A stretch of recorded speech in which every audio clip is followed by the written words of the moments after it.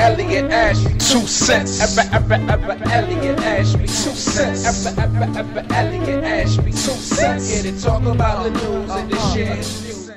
I want to thank you guys for checking out my video last week. I interviewed a group of foreigners and I asked them what was the best thing about living in South Korea. This week I'm going to talk to the same group of foreigners, but instead I'm asking them the question, what is the most challenging thing about living here?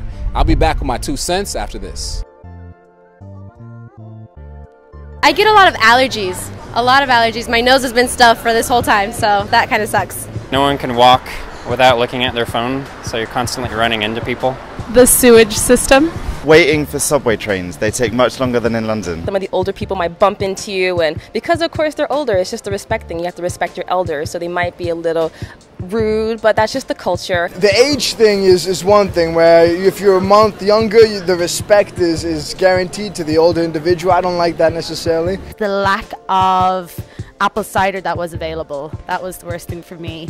They sorted that out, and now it would probably be, I don't know, I'm Irish, I can't handle the summers, it's too hot. There's no Texas barbecue, because that's where I'm from, and I'm all about that. No sweet tea, I'm from Alabama.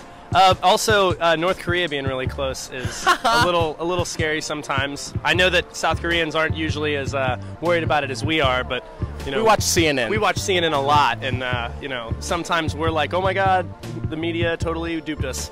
Sometimes hard to find a good taco in Korea, you know, it's like you gotta travel like 30 minutes or something. You get really lonely. And it's a little bit, you get a little homesick. Like couple culture, like the couple outfits, and everyone wants to have a girlfriend, boyfriend. It gets a little bit, too much sometimes. Really old, drunk Korean guys, they kind of suck sometimes because they're just like really awkward and want to talk, and they just are really odd how they encounter you. When you go to hell, you must repent. And they just told me to repent because I'm going to hell. When I'm on the subway and there's a space beside me and a Korean person goes to sit beside me and then stops, checks themselves, and then go, no, I don't really want to sit there.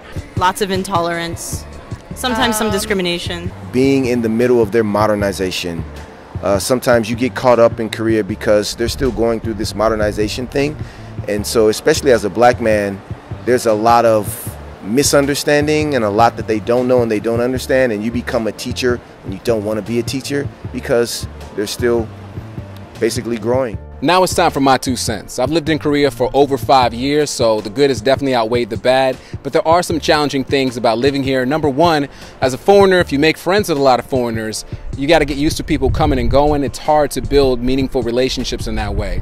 Number two, it's hard for a brother to catch a taxi out here. For real, I just be out in the streets like, taxi. Hey, please, taxi. Can I get a ride? Hey, taxi! Another challenging thing about living in South Korea is there are very rigid rules and traditions, so that can make trying to change something at a restaurant or at work pretty much impossible. That's my 2 cents. Let me know what you guys think about living in South Korea.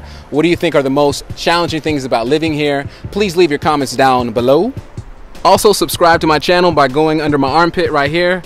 I'm Elliott Ashby, and I'm always keeping it classy.